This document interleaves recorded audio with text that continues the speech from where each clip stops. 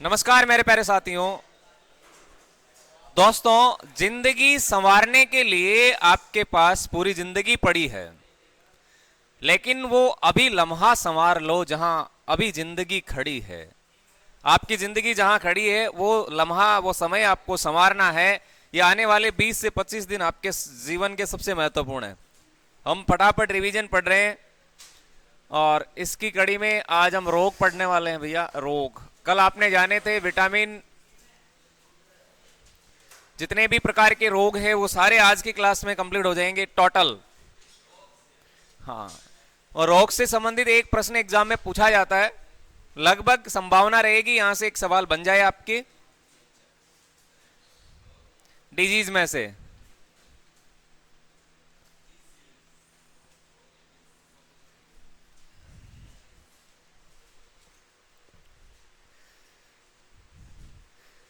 ठीक है जी। रोग ये अलग अलग प्रकार के होते हैं। मुख्य प्रकार इसके दो है, एक तो संक्रामक बीमारी होती है और दूसरी होती है असंक्रामक बीमारी। कौन सी है? संक्रामक और असंक्रामक। संक्रामक बीमारी और दूसरा असंक्रामक बीमारी, असंक्रामक रोग। सवाल पहला यही बनता है, निम्न में से कौन सा संक्रामक बीमारी का एग्जाम्पल, उदाहरण है? संक्रामक बीमारी कौन सी है? कम्युनिकेबल डिजीज कौन सी है? और एक है असंक्रामक रोग। संक्रामक रोग का मतलब होता है एक दूसरे में फैलने वाली, एक व्यक्ति से एक व्यक्ति के संपर्क में आने से दूसरे व्यक्ति में फैलना। एक व्यक्ति के संपर्क से दूसरे व्यक्ति में फैलना, ये होता है दूसरे व्यक्ति में फैलना, फैलने वाली बीमारी है।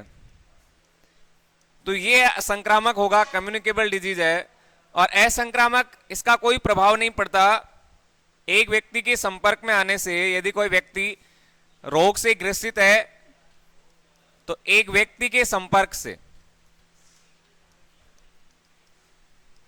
एक व्यक्ति के संपर्क से दूसरे व्यक्ति में नहीं फैलता, दूसरे व्यक्ति में नहीं फैलती ये वाली बीमारी।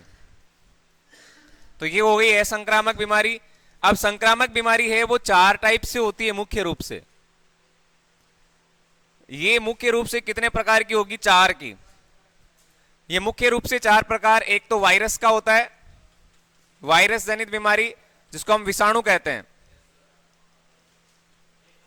ये हवा के संपर्क से फैलेगी। दूसरा बैक्टीरिया, जीवाणु जनित रोग होते हैं, जीवाणु वाले, ये आपको ध्यान में रखने हैं। जीवाणु, बैक्टीरिया, बैक्टीरियल डिजीज हो गई। बैक्टीरिया से होने वाली बीमारियां। फिर आपकी फंगल डिजीज होगी, कवक जनित रोग। एक कवक जनित बीमारियां होगी जिसको हम फंगल डिजीज कहेंगे, फंगल वाली। और इसके अलावा एक और होता है, वो होता है प्रोटोजुआ। तो ये सब आपको आने चाहिए, कौन कौन सी बीमारियां किसके कारण फैलती है। असंक्रामक का सीधा उदाहरण ध्यान में रखना है। आपसे सवाल पूछा जाए असंक्रामक बीमारी कौन सी है, तो कैंसर असंक्रामक बीमारी होती है। इसके अलावा मधुमेह, मधुमेह हो गया, मधुमेह जिसको हम डायबिटीज कहते हैं, शुगर। इसके अलावा बताओ और कौन सी है?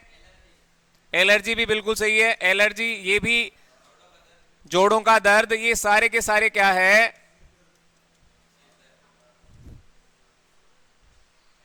ये सारी की सारी आपकी असंक्रामक बीमारियां हैं। जरूर आप ध्यान में रखना, असंक्रामक बीमारियां ऐसी बीमारियां जो एक व्यक्ति के संपर्क में आने से दूसरे में नहीं फैलती। कैंसर नहीं होता ऐसा, मधुमेह में नहीं है, एलर्जी भी नहीं होती, जोड़ों का दर्द, ये सारी असंक्रामक बीमारियां हैं। संक्रामक बीमारियों में ये 4 टाइप मुख्य रूप से आने वाले हैं एग्जाम में, वायरस, जीवाणु, कवक और प्रोटोजोआ। इतनी जानकारी आपको होनी चाहिए। अब देखते हैं रोग कौन कौन से होते हैं जिनके कारण ये फैलते हैं। तो पहली प्राथमिकता यही होगी कि आपको पता होना चाहिए कि किस प्रकार की बीमारी किसके कारण फैलती है।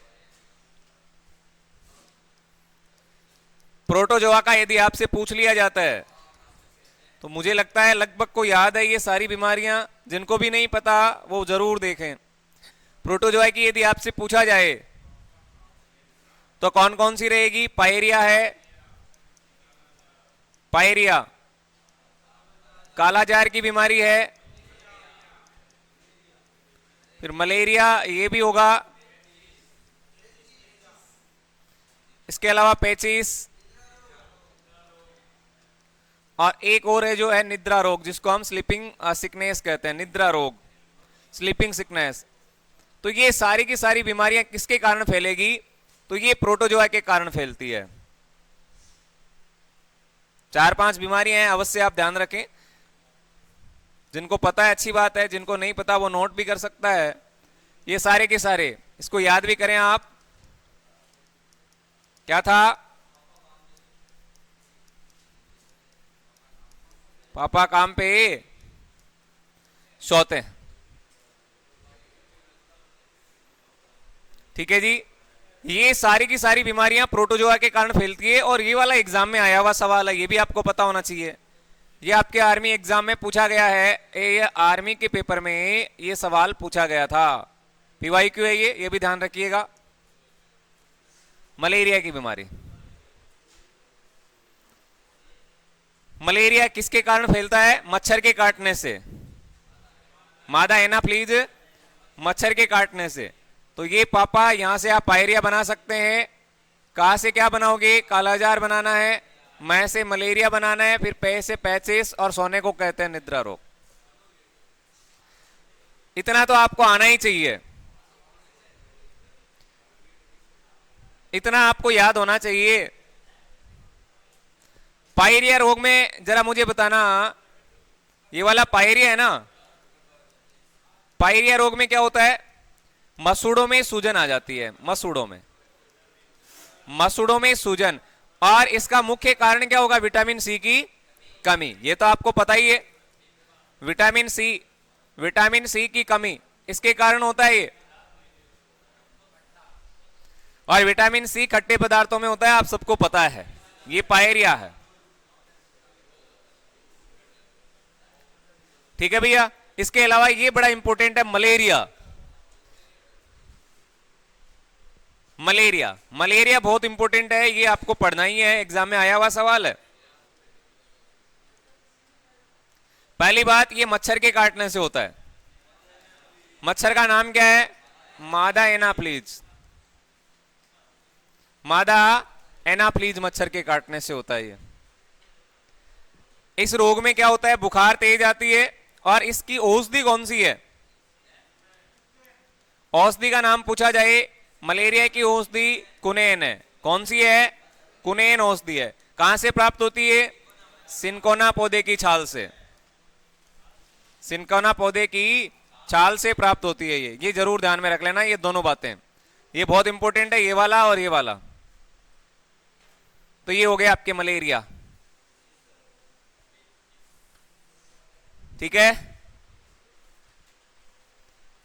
पैचिस रोग में दस्त लगते हैं, बार बार दस्त की शिकायत होती है, ये पैचिस है। एंट अमीबा हिस्टोलिका नामक प्रोटोजोआ के कारण। लेकिन मुख्य ये दो रोग है, ये ध्यान में रखना है। ये दोनों आपको ध्यान में रखनी है, पायरिया और मलेरिया। निद्रा रोग मक्खी के काटने से होता है, ये वाला। कौन सी मक्खी के काटने से? कौन सी मक्खी है? घरेलू मक्खी।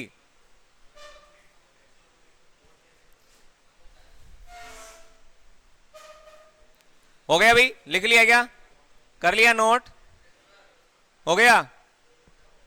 कोई दिक्कत है? ये जरूर ध्यान में रखना, आपको एग्जाम में ये आए हुए सवाल है। ये वाला तो पूछा हुआ है, मलेरिया किस प्रकार की बीमारी है, ये वाला प्रश्न पूछा गया था, मलेरिया। और मलेरिया आपको पता है किसकी बीमारी है? ये प्रोटोजोआ की बीमारी है। चलो आगे देखते हैं। इसके अलावा आपको फंगल डिजीज ध्यान में रखना है, कवक जनित रोग। कवक से फैलने वाली बीमारियां, कवक जनित रोग, जिसको हम बोलेंगे फंगल डिजीज। फंगल है डिजीज, ये भी आता है आप सबको। या नहीं आता? नहीं आता तो नोट कर लें आप। फंगल डिजीज कौन कौन सी है? अभी तो आप बता रहे हैं लेकिन पेपर में भी ध्यान रखना। दाद है, दाद खा गए भैया, दाद खा गए, दाद खा गए। ये इसकी ट्रिक याद रहना। दा से क्या बनेगा रे? दाद बनेगा। दै से फिर क्या बनेगा? दमा बनेगा। खा से क्या बनेगा? खाज बनेगा। गै से फिर क्या बनाओगे? गंजापन। ए से क्या बनाओगे? Athlete food. तो ये सारी की सारी बीमारियां फंगल डिजीज में आएगी, कवक के कारण फैलती है। कवक के कारण जरूर ध्यान में रखना। कवक का अध्ययन क्या कहलाता है? कवक का अध्ययन, कवक का अध्ययन क्या कहलाता है? माइकोलॉजी कहलाता है। कवक का अध्ययन क्या कहलाएगा? माइकोलॉजी। कवक का अध्ययन क्या कहलाएगा? माइकोलॉजी कहलाएगा। माइकोलॉजी, ये बड़ा इंपॉर्टेंट है, माइकोलॉजी। और सेवाल का अध्ययन पूछा जाए तो फाइकोलॉजी। इन दोनों में डिफरेंस है। माइकोलॉजी एक, फाइकोलॉजी होगा। फाइकोलॉजी ये भी लिख देता हूं मैं, फाइकोलॉजी। फाइकोलॉजी में किसका अध्ययन किया जाता है? तो ध्यान रखना, सेवाल का अध्ययन किया जाता है। सेवाल का अध्ययन, सेवाल का अध्ययन फाइकोलॉजी में, और कवक का अध्ययन किया जाता है माइकोलॉजी में। कर लोगे क्या? दाद खा गए तो दाद, दमा, खाज, गंजापन और एथलीट फुट। याद रखना, गंजापन विटामिन B7 की कमी से होता है। किसकी कमी से?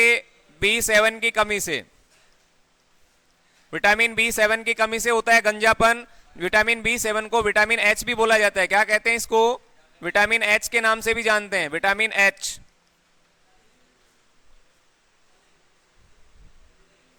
सारे मैंने आपको बता दिए। दाद अब सब जानते ही हैं। दाद शरीर पर लाल लाल चकते हो जाते हैं, वो दाद है। दमा एक श्वसन संबंधी बीमारी भी है, ये भी ध्यान में रखना। श्वसन संबंधी रोग भी है ये।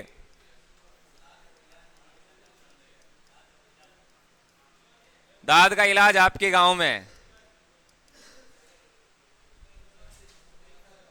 है क्या गौरव? है ना आपके वहां?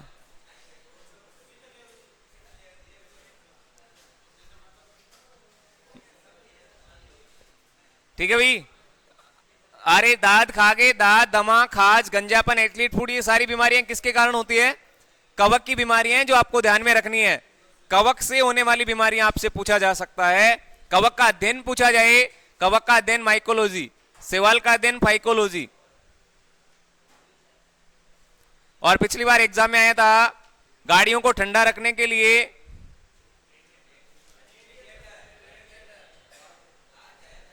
आ जाए।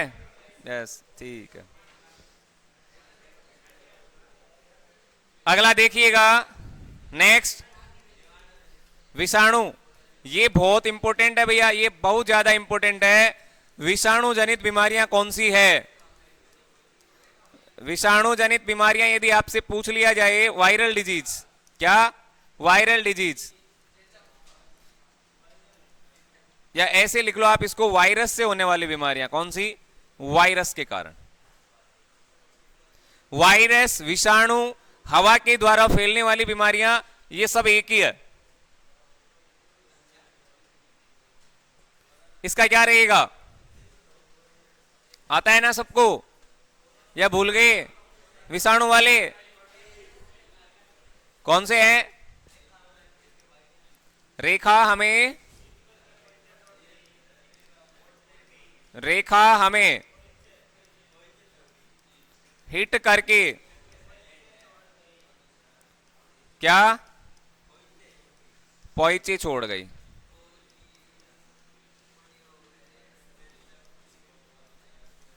रेखा हमें हिट करके पहुंचे छोड़ गई, ये भी जरूर ध्यान में रखना आप।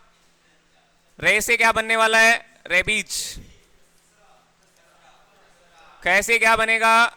खसरा। नोट करें आप फटाफट।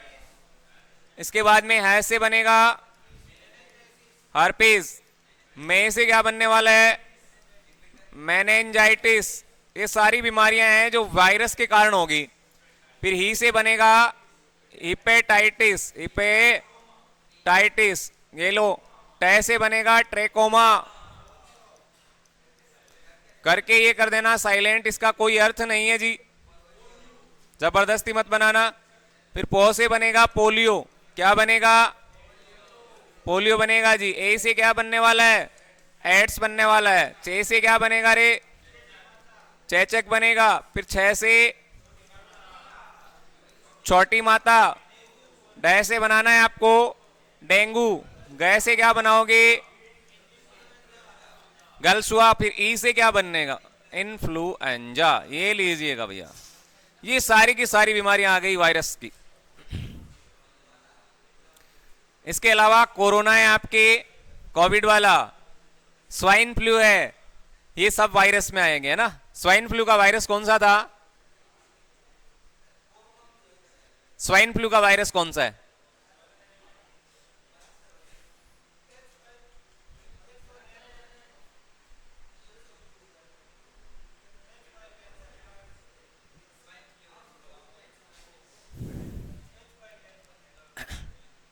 क्लियर हो गई बातें? ये सारी बीमारियां, पहला प्रश्न तो यही एग्जाम में बनता है कि सवाल आपसे सीधा पूछ लेते हैं कि विषाणु वाली बीमारी कौन सी है वायरस की, सिंपल सा।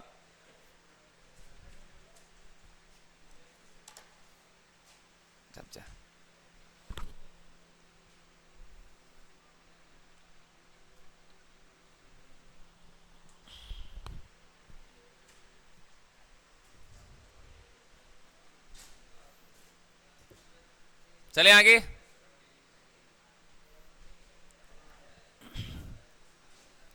रेबीज, यहां से बड़े इंपॉर्टेंट सवाल बनेंगे। पहला जो रेबीज लिखा है ना, यहां से सवाल बनेंगे। सवाल क्या बनेगा? रेबीज, सबसे पहले आप ध्यान रखिएगा, रेबीज किसके काटने से होता है? कुत्ते के काटने। ये कुत्ते के काटने से होता है। और कुत्ता कौन सा? पागल।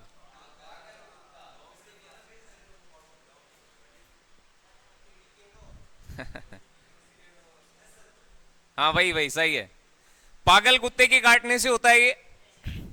इसके अलावा लोमड़ी के काटने से भी हो सकता है,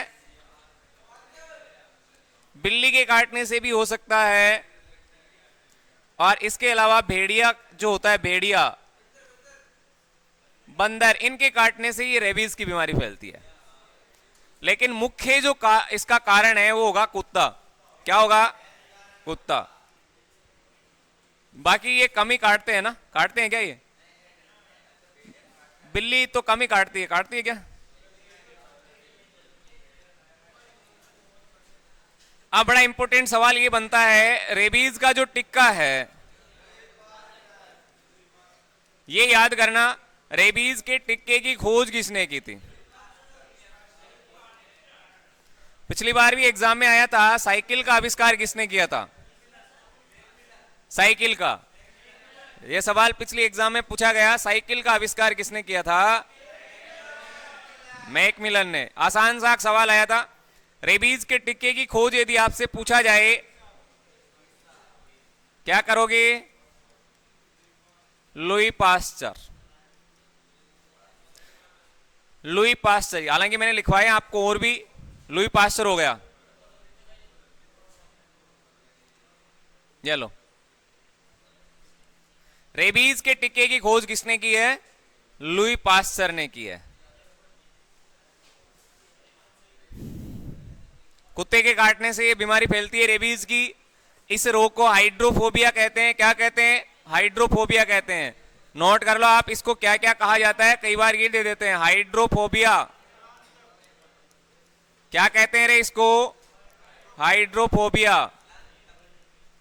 हाइड्रोफोबिया का मतलब होता है, जल में यदि देखें, कुत्ता काटने के बाद में, पागल कुत्ते के काटने के बाद में व्यक्ति को पानी से डर लगता है, पानी में देखते हैं ना उसको डर लगता है, इसलिए उसको हाइड्रोफोबिया कहते हैं।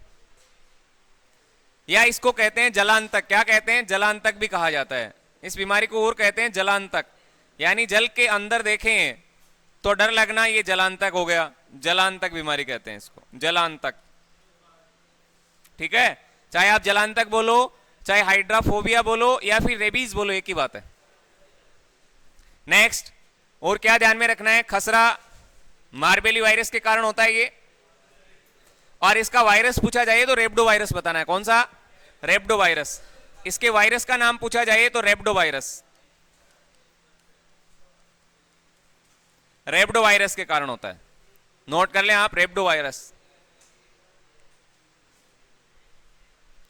खसरा, हार्पिस, मेनेंजाइटिस। मेनेंजाइटिस रोग जो है इसका संबंध भी कई बार पूछा जाता है कि इस रोग से कौन सा अंग प्रभावित होता है, तो मानव मस्तिष्क होगा। कौन सा होगा?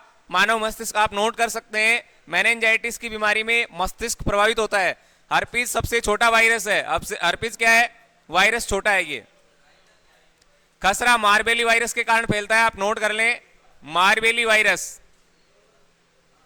खसरा किसके कारण फैलता है? मार्बेली वायरस के कारण। मेनेंजाइटिस में याद रखिएगा मस्तिष्क प्रभावित होता है। कौन सा अंग प्रभावित होता है? मस्तिष्क। ठीक है, कई बार ये प्रभावित अंग भी आपके सामने आते हैं। ट्रेकोमा, नेक्स्ट ध्यान में रखना, ट्रेकोमा। ट्रेकोमा में क्या होता है? ट्रेकोमा में क्या होगा बताओ? आंख प्रभावित होगी इसमें। कौन सा अंग है? आंख। और आंख का कॉर्निया जो होता है वो सबसे ज्यादा प्रभावित होता है। नेत्र दान में कौन सा अंग दान में दिया जाता है? कॉर्निया दिया जाता है। ध्यान में रखना आप। ठीक है जी, क्लियर बातें। पोलियो, नेक्स्ट है पोलियो। इसको इंपोर्टेंट करना, पोलियो की बीमारी भी बड़ी इंपॉर्टेंट है। पोलियो, यदि आपसे पूछा जाए कि पोलियो में प्रभावित अंग कौन सा है, तो याद रखना तंत्रिका तंत्र, नर्वस सिस्टम जो होता है, नर्वस सिस्टम, तंत्रिका तंत्र, ये प्रभावित होता है पोलियो में। ठीक है, पोलियो वायरस जनित बीमारी है। और याद रखना पोलियो का जो टिक्का है ना, पोलियो के टिक्के की खोज किसने की थी? जॉनस है सॉक ने।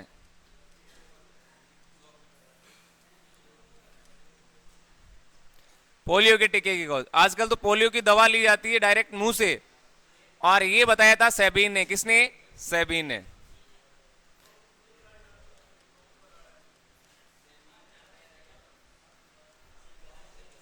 आजकल दवाई लेते हैं ना पोलियो की, पहले टिक्का लगाया जाता था। पोलियो की दवा सेबीन ने बताया। पोलियो का टिक्का जो है इसकी खोज जॉनस सॉक ने की है। प्रभावित अंग पूछा जाए तंत्रिका तंत्र है। ये छोटे छोटे प्रश्न एग्जाम में सीधे बनते हैं, यहां से सवाल। एड्स की बीमारी, ये तो भयंकर है। अगला रोग रहेगा एड्स। छोटे छोटे प्रश्न, एड्स, यहां से बड़े इंपॉर्टेंट सवाल आपके सामने आ सकते हैं भाई। एड्स का पूर्ण रूप आपसे पूछा जा सकता है। एड्स का पूरा नाम होगा एक्वायर्ड इम्यूनो डिफिशियंसी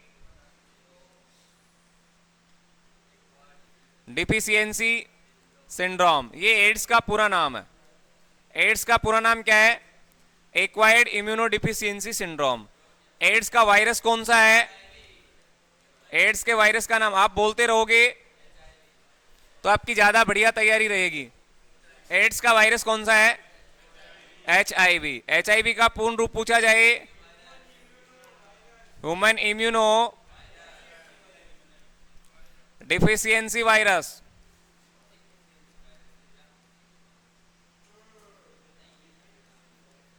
वायरस ये वाला होगा इसका।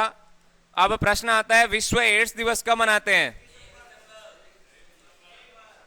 इसके अलावा एड्स का टेस्ट जो होता है, एड्स का टेस्ट कौन सा है? एड्स के टेस्ट का नाम यदि आपसे पूछा जाए तो एलिसा। कौन सा है? एलिसा।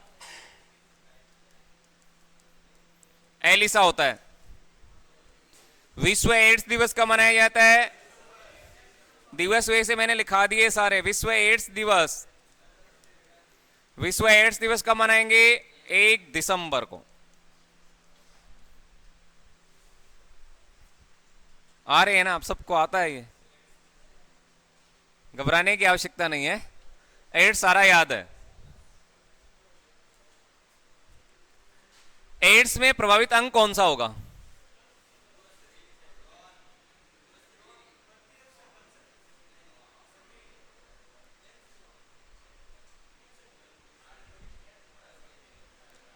मानव शरीर में कुल हड्डियां कितनी है? ये सवाल भी आया था, इतना आसान, ये भी पूछा गया था। ठीक है भैया, क्लियर है ना बातें? एड्स के बाद में कौन सी बीमारी है? चेचक। कौन सी है रे? चेचक। आज ही समाप्त करने हैं सारे रोग। चेचक वेरिसेला जोस्टर वायरस का नाम है। कौन सा है? Varicella zoster. इस वायरस के कारण फैलता है ये चेचक। शरीर पर लाल लाल धब्बे आ जाते हैं, शरीर पर लाल धब्बे, शरीर पर क्या आ जाते हैं? लाल लाल धब्बे आना, लाल लाल धब्बे, ये चेचक का लक्षण है। शरीर पर लाल लाल धब्बे आपको नजर आते हैं, ठीक है, चेचक। और ये वेरिसेला जोस्टर के कारण फैलता है। लेकिन नोट डाल के लिखना, ये इंपॉर्टेंट रहेगा, चेचक के टीके की खोज किसने की थी? चेचक के टीके की खोज यदि आपसे पूछा जाए, क्या बताओगे? एडवर्ड जेनर ने। किसने की है? Edward Jenner. लो, सारे याद है? याद है तो कोई समस्या नहीं आएगी। अब छोटी माता है नेक्स्ट, ये भी सेम है, इसके समान ही है। इसमें भी क्या होता है? शरीर पर लाल लाल धब्बे, वेरिसेला जोस्टर उसका वायरस है, सेम है, एकदम सेम है।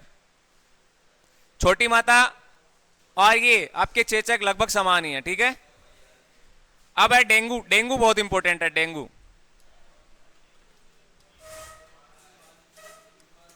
इसको करना इंपॉर्टेंट, ये एग्जाम की दृष्टि से मोस्ट है।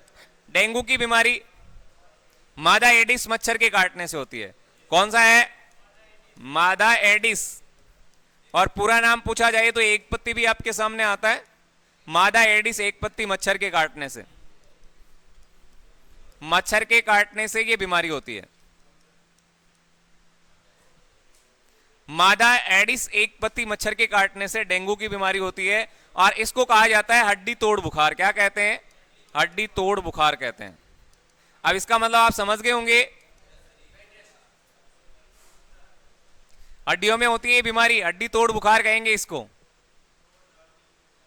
ऐसे लगता है हड्डियां टूट गई है, हड्डी तोड़ बुखार कहेंगे। मादा एडिस मच्छर के काटने से फैलती है ये।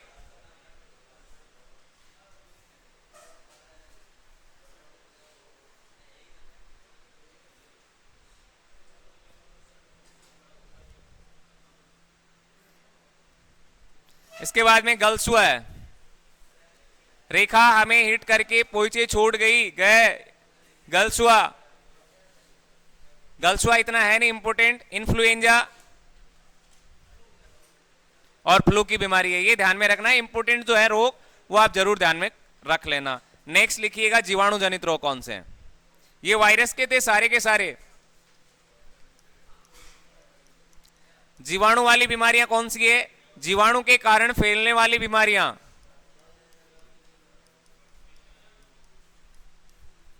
जीवाणु के कारण फैलने वाली बीमारियां ये कौन कौन सी है?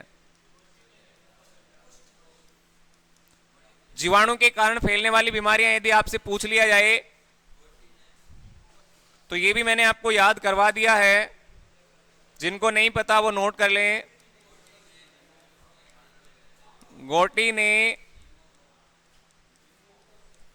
निमोकोक सटा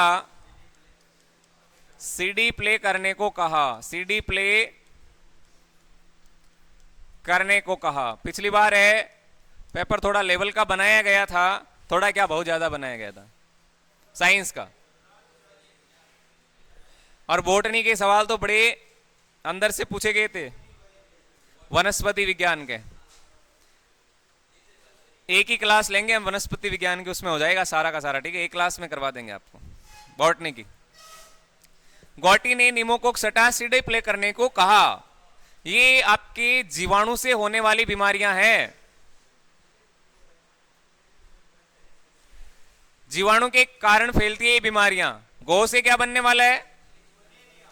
गौ से क्या बनेगा? गोनेरिया। गोनेरिया की बीमारी है। टी से क्या बनने वाला है? टिटनेस। ने को छोड़ो, निमो। निमो का मतलब है निमोनिया। निमोनिया। को से बनने वाला है कॉड बनेगा। क्षय से क्या बनेगा भैया? क्षय बनेगा। टा से क्या बनने वाला है? टाइफाइड बनेगा। टा से क्या बनेगा? टाइफाइड बनेगा। फिर क्या है रे? आगे देखिएगा, सी से बनने वाला है सिफिलिस। क्या बनेगा? सिफिलिस। डी से क्या बनेगा? डिप्थीरिया। ये वाला आ गया प्लेग, चूहे के काटने वाला प्लेग।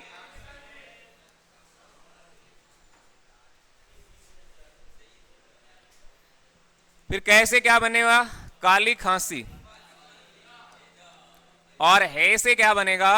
हैजा। अब यहां से सवाल एग्जाम में आया था, वो था डीपीटी का टीका किस प्रकार की बीमारियों में लगता है? ये प्रश्न पूछा गया था, डीपीटी का टीका। डीपीटी ये सवाल पूछा गया प्रीवियस आर्मी एग्जाम में।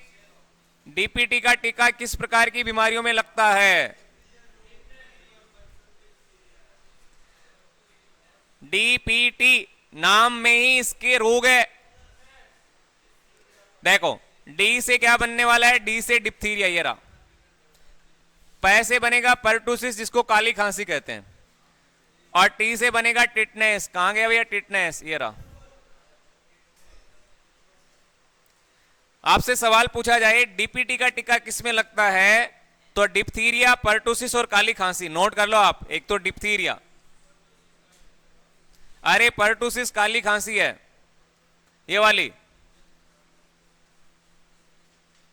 परटूसिस, और एक है वो है टिटनेस। इस प्रकार की बीमारियों में ये टीका लगाया जाता है डीपीटी का। और एक होता है बीसीजी का टीका, बैसिलस क्लेमिट और जूरिन। ये किस में लगता है? और बताओ, और बताओ। सही रोग में लगता है। इसके अलावा तपेदिक में लगता है। और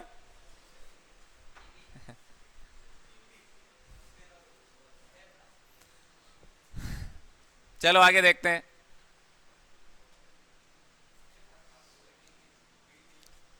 गोनेरिया और सिफिलिस। एक तो गोनेरिया नोट कर लो, एक तो गोनेरिया, गोनेरिया, और दूसरा सिफिलिस, वो ऊपर है सिफिलिस। सिफिलिस नोट कीजिएगा। एड्स, लैंगिक मस्से,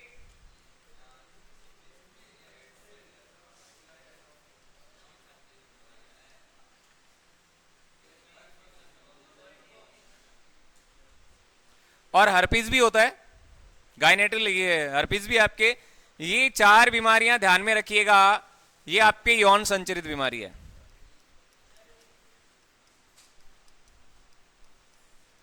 ये यौन संचरित बीमारी है।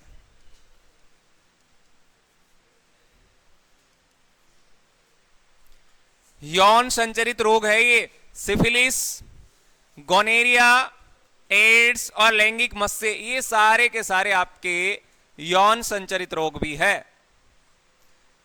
पिछली बार एग्जाम में आया था आनुवंशिक रोग, हिमोफीलिया पूछा गया था। रोग का सवाल 100% आपके आने वाला है एग्जाम में। रोग का तो एक आने वाला है, और एक आपके विटामिन में से पूछ लिया जाएगा वहां से, और इसके अलावा एक आपके एसिड बेस और साल्ट वाले टॉपिक में से प्रश्न बनेगा। ओम का नियम पिछली बार आया था वहां से, विद्युत धारा में से ओम का नियम भी पूछा गया था। फिजिक्स अलग लेंगे क्लास, अभी ये बायोलॉजी कंप्लीट करवा देते हैं जल्दी जल्दी।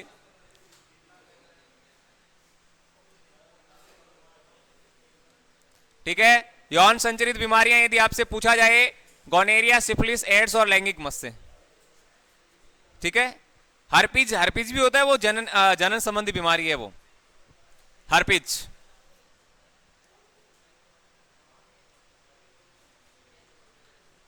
चले आगे।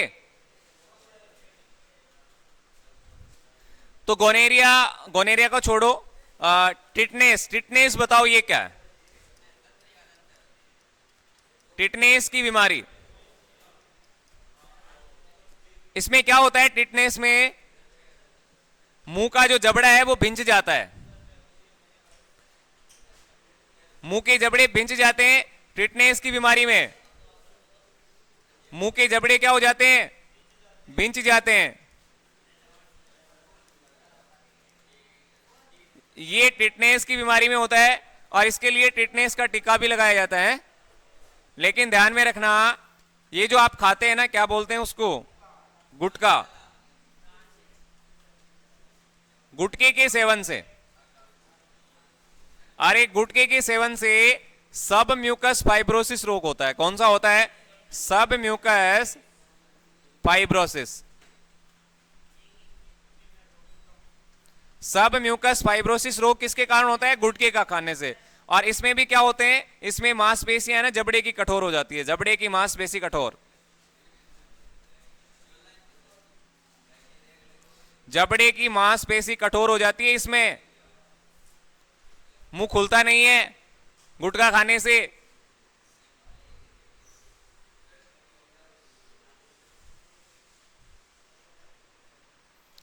आंखों में नींद तो बहुत है पर सोना नहीं।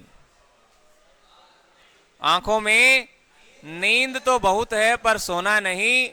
यही वो समय है जिंदगी में कुछ कर दिखाने का, अब आप इसे खोना नहीं।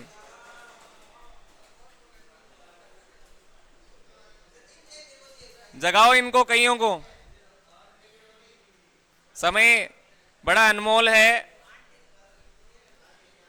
कर लोगे क्या? यदि आपको जीवाणु पूछा जाए ये किस जीवाणु के कारण होता है, तो आपका आंसर होना चाहिए क्लोस्ट्रीडियम टिटेनी। क्या होगा? क्लोस्ट्रीडियम है टिटेनी होगा, इसके कारण होता है ये। क्लोस्ट्रीडियम टिटेनी के कारण ये टिटनेस की बीमारी होती है। इसमें मुंह के जबड़े भिंच जाते हैं। निमोनिया, निमोनिया की बीमारी,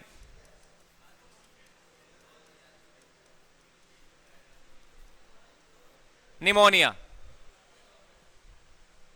अब बताओ निमोनिया किस प्रकार की बीमारी है?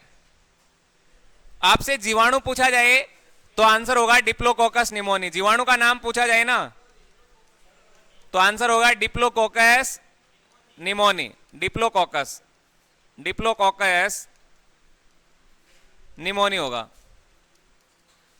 लेकिन ध्यान में रखना ये श्वसन संबंधी विकार भी है। क्या है? श्वसन संबंधी विकार है। और इस रोग में कौन सा अंग प्रभावित होता है? अरे फेफड़े होते हैं ना। प्रभावित अंग पूछा जाए, फेफड़े। प्रभावित अंग, प्रभावित अंग कौन सा है? फेफड़े होंगे, फेफड़े, फेफड़े, लंग्स।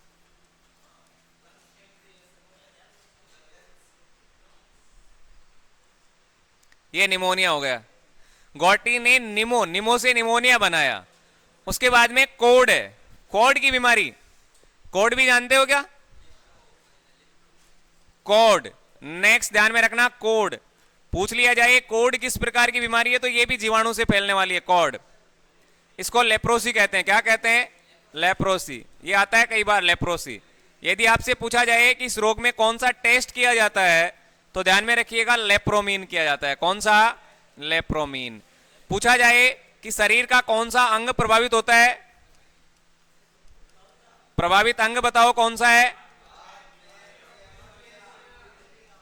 सबसे पहले हाथ पैर की अंगुलियां प्रभावित होती है।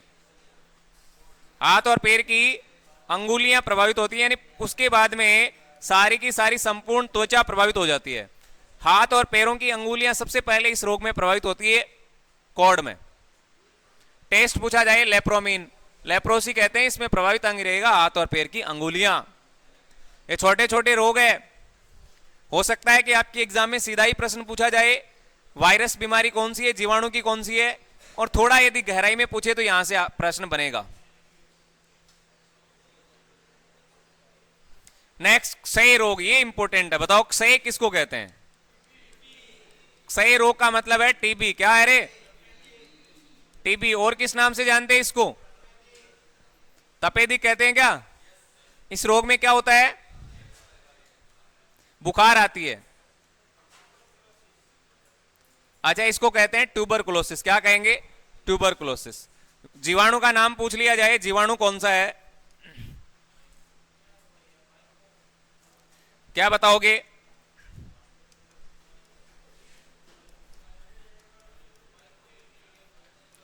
Mycobacterium tuberculosis.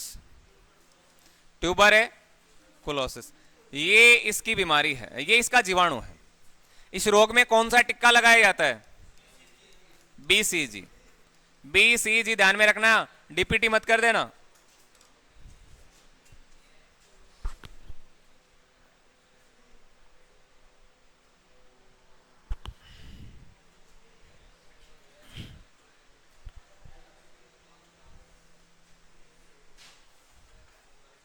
कौन सा टीका लगाया जाता है? बीसीजी का टीका लगाया जाता है। ये 2-3 टीके जो आपको ध्यान में रखना है किस प्रकार की बीमारी में लगते हैं।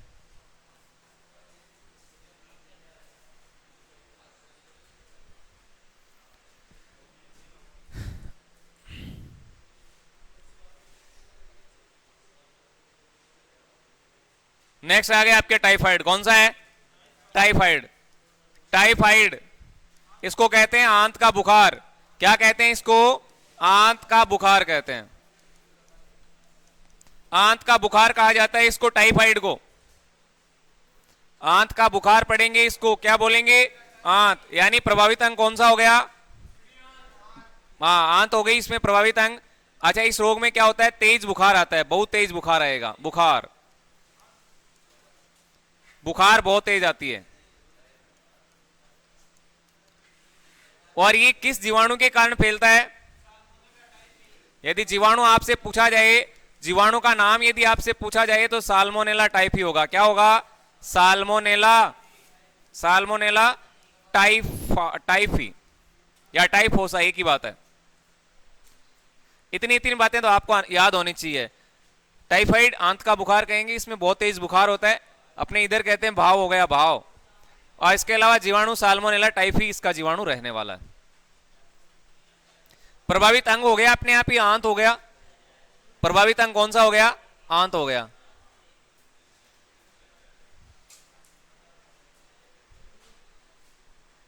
सिफिलिस तो पहले ही आ चुका है। गॉटी ने नीमो को क्सटा सी से बनाया था सिफिलिस, तो सिफिलिस तो आपके वो हो गया। उसके बाद में डिप्थीरिया, ये भी इंपॉर्टेंट है। Diphtheria, diphtheria. और डिप्थीरिया की बीमारी कहां से होती है? ये कहां है? इसका प्रभावित अंग कौन सा है? गला होगा। संक्रमित दूध से होता है ये। किससे? संक्रमित दूध के सेवन से होता है। और इसमें जो प्रभावित अंग होगा वो ध्यान में रखिएगा, गला प्रभावित होता है। गला, गला प्रभावित होगा तो श्वसन संबंधी विकार होगा। श्वास नली भी, श्वास है नली। भाई गला प्रभावित हो रहा है ना, इसमें गले में क्या बन जाती है? झिल्ली बन जाती है। गले में झिल्ली बन जाती है, गले में झिल्ली बन जाती है, जिससे आपकी आवाज फटने लगती है। आवाज में बदलाव आता है। गले में झिल्ली बनने के कारण आपकी आवाज प्रभावित होती है, तो वो डिप्थीरिया की बीमारी है। और जीवाणु यदि आपसे पूछा जाए कि इसमें जीवाणु कौन सा है, किस जीवाणु के कारण होता है, तो जीवाणु का यदि नाम पूछा जाए तो कोरोनोबैक्टीरियम डिप्थीरियाई। कोरोनोबैक्टीरियम डिप्थीरियाई। डिप्थीरियाई, ये लो जी, ये हो गया कंप्लीट। पहली प्राथमिकता तो आपकी यही है कि आपको जीवाणु से संबंधित बीमारियां कौन कौन सी है वो याद होना चाहिए। वायरस की बीमारियां कौन सी है वो भी आनी चाहिए। प्रोटोजोआ से कौन सी फैलती है वो आपको पता होना चाहिए। कवक से कौन सी फैलती है वो भी आपको आनी चाहिए। नेक्स्ट इंपॉर्टेंट है प्लेग। प्लेग की बीमारी, और ये चूहे के काटने से होती है।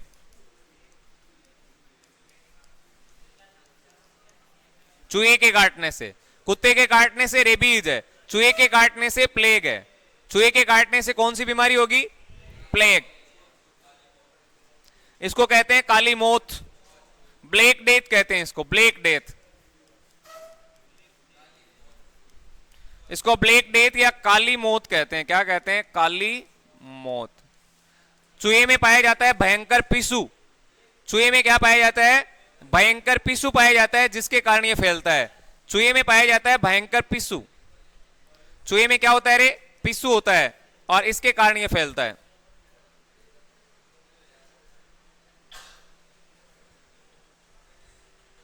क्या हुआ?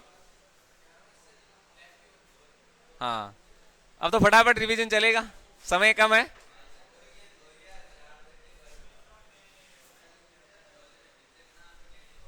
कर लोगे क्या?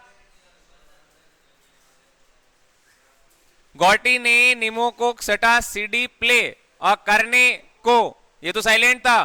फिर है कहा, दो बीमारियां और बच गई, एक तो काली खांसी और लास्ट है हेजा। काली खांसी ये हीमोफिलस पर्टुसिस के कारण होती है। हीमोफिलस पर्टुसिस ये इसका जीवाणु है, ध्यान में रखना। हीमोफिलस पर्टुसिस नाम से पता चल जाएगा, पर्टुसिस है आपकी काली खांसी। हीमोफिलस पर्टुसिस ये इसका क्या है? जीवाणु है जी, जीवाणु, इसके कारण होती है ये, ठीक है। और काली खांसी में प्रभावित अंग कौन सा होगा? सबको पता है, खांसी आती है। काली खांसी, खांसने के बाद गले में से और आवाज निकलती है, उसको बोला जाता है। इसको कुकर खांसी भी कहते हैं, कुकर खांसी। क्या कहते हैं इसको? कुकर खांसी कहते हैं, कुकर,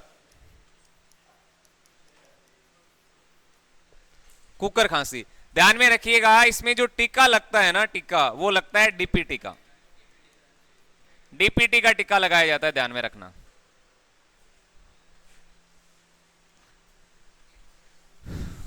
एक और है, वो है हेजा। हेजा लास्ट बच गई ये बीमारी बैक्टीरियल डिजीज के रूप में, और वो रहेगा आपके हेजा, हेजा की बीमारी। विब्रियो कोलेरी क्या है भाई? विब्रियो कोलेरी ये इसका जीवाणु है, इस जीवाणु के कारण होती है विब्रियो कोलेरी के कारण। हेजा, हेजा हो गया, उल्टी दस्त होगी आपको, ये पता है आपको। हेजे में क्या होता है? उल्टी और दस्त, ये लगता है आपको। और हेजे के टिक्के की खोज किसने की थी?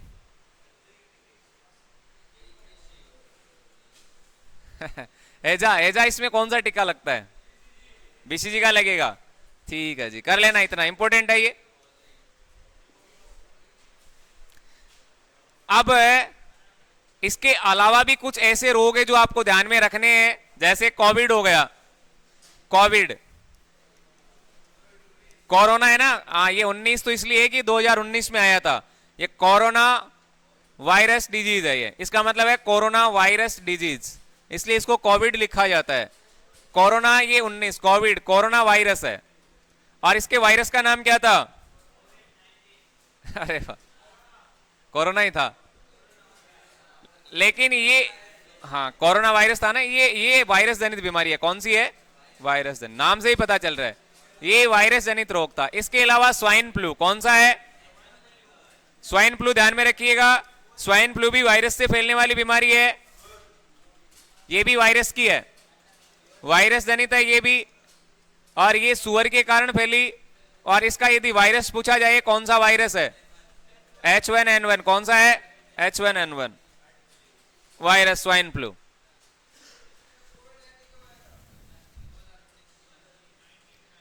अब यहां से एक सवाल और बनाया गया था, वो था आनुवंशिक रोग। ये आया था आर्मी की एग्जाम में, आनुवंशिक रोग।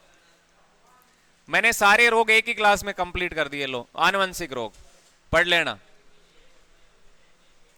आनुवंशिक रोग, यहां से भी प्रश्न आया था एग्जाम में, आनुवंशिक रोग कौन कौन से हैं? याद है क्या किसी को? यस, वही क्लिप वही डांट, वही क्लिप है वही डांट, वही डांट। अब ध्यान में रखना, आनुवंशिक बीमारी, इसके अलावा एक गुणसूत्रीय विकार होता है जो इसमें ही शामिल है, गुणसूत्रीय विकार, क्रोमोसोमल डिजीज इसमें आएगा वो। वैसे वर्णांधता बनाना, वर्णांधता, कलर विजन,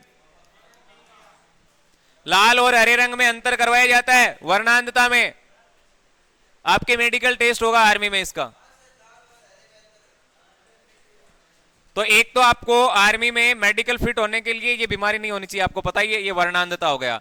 इस रोग में लाल और हरे रंग में अंतर, लाल व हरे रंग में अंतर करवाया जाता है। हरे रंग में अंतर मैंने आपको एक दिन समझाया भी था, आपको याद है तो। इस प्रकार से कुछ पंक्तियां होती है, एक तरफ लाल और एक तरफ हरी। जिसको ये साफ दिखाई देती है उसको ये साफ नहीं दिखाई देगी, और ये वाली साफ दिखाई देती है तो ये ऊर्ध्वाधर जो पंक्तियां हैं वो आपको साफ नजर नहीं आएगी। ये वर्णांधता की बीमारी है, ये आनुवंशिक होती है। यदि किसी माता पिता में है तो उसकी संतान में भी होती है, इसलिए इसको आनुवंशिक रोग कहा गया है। समझ गए? यदि माता पिता को है तो उसके पुत्र में होती है, इसीलिए तो ये जेनेटिक्स बीमारी है। इसका मतलब ये आनुवंशिक रोग है। वर्णांधता, हीमोफीलिया, ये वाला है जो लास्ट ईयर एग्जाम में आया था। लास्ट ईयर एग्जाम में ये वाला आया था, हीमोफीलिया।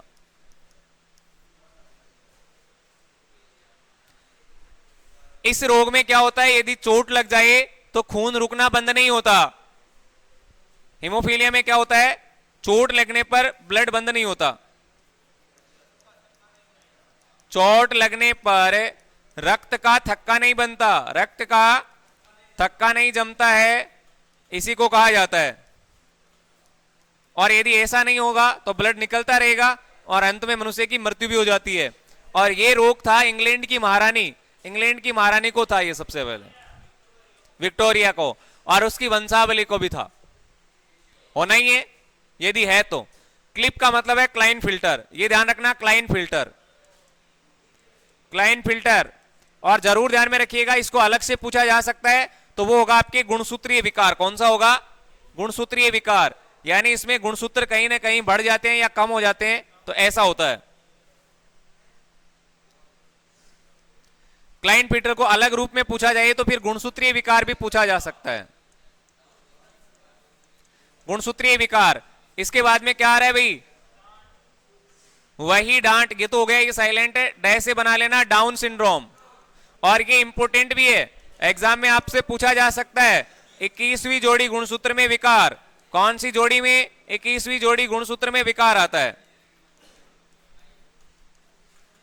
और ऐसे रोगी डाल्टोनिज्म कहलाते हैं, ऐसे रोगी को मंगोलिज्म कहा जाता है। मंगोलिया जो देश है ना, वहां के जैसे व्यक्ति हो जाते हैं 21वीं जोड़ी गुणसूत्र में विकार। मानव में कुल कितने जोड़ी गुणसूत्र होते हैं? 23। उसमें से 21वीं जोड़ी गुणसूत्र में यदि विकार आए तो उसको डाउन सिंड्रोम कहा जाता है। और एक और अंतिम बच गया, टर्नर, टर्नर सिंड्रोम। ये मुख्य रूप से महिलाओं में होता है, टर्नर सिंड्रोम। ये भी गुणसूत्रीय विकार है, ये भी गुणसूत्रीय है, ये वाला भी गुणसूत्रीय है, ये वाला भी गुणसूत्रीय है।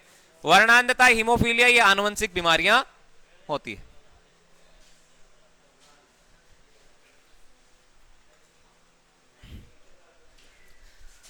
तो इस क्लास में से आपके सामने एक सवाल 100% आने की संभावना है। रोग में से सवाल आएंगे, आप इसको जरूर देख लें,